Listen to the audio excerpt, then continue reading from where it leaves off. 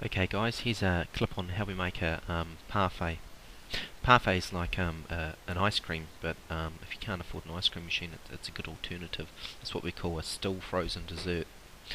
Um, yeah, a really good thing that you can use in kitchens, especially small kitchens.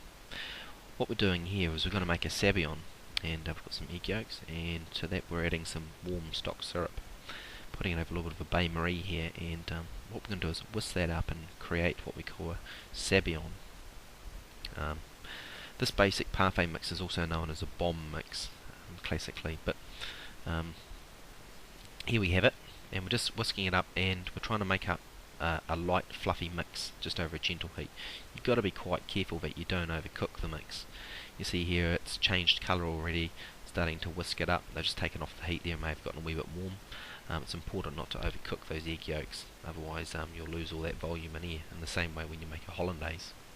In this clip we're actually going to make ourselves a white chocolate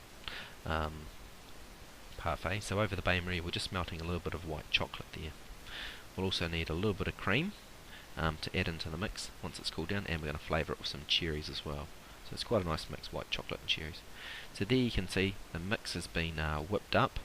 It's quite light, and it's what we call the ribbon stage now. So exactly like when you're making a genuine sponge or a hollandaise, you want that nice light texture. And we're just incorporating in the melted chocolate. Sometimes it's quite good to thin down the white chocolate, especially if you're using a cheaper brand. Maybe some kind of fat of some sort. It's quite good. Cocoa butter maybe, or clarified butter actually works as well, and so does a product called Cremelta. Making sure that it's not too warm, we slowly incorporate the cream to the mix, and this is what we call our basic parfait mix.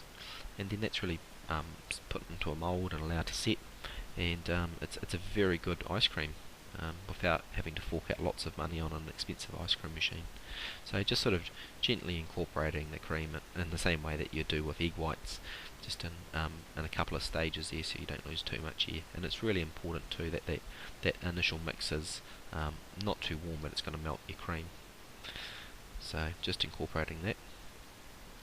Once that's all incorporated, what you need to do is get some moulds to put into. Here we've got some PVC plastic moulds, and we've lined them with a little bit of Glad wrap to make it a little bit easier to turn out. You could just pour it in and then lightly warm the mould too to get them out later on, that's fine. Or you could just, maybe you want to put them in a coffee cup and serve them in a coffee cup, you could do that. So we're going to garnish ours with just some nice black cherries. So we're just laying the black cherries there in the centre of the mix, and it's a really good sign that you've made the mix correctly if the cherries hold. If the cherries sink, you know that there's a problem, and you've probably got your mix too warm, and it can make it sometimes it can be a little bit icy later on if that's the case. But this looks like a pretty good product here, holding nicely. So when the customer cuts into it, you're going to see this lovely little bit of cherry in there. And you can soak those cherries in a little bit of alcohol too prior to putting them in. That'll just stop them going a wee bit grainy and icy. And you're just going to cover the ice cream or the parfait with a little bit more of the mix, and then we smooth the top and leave them in the fridge overnight, in the freezer overnight, sorry. And then we've just turned it out here, and we're serving with some more cherries, a little bit of jus and some pistachios.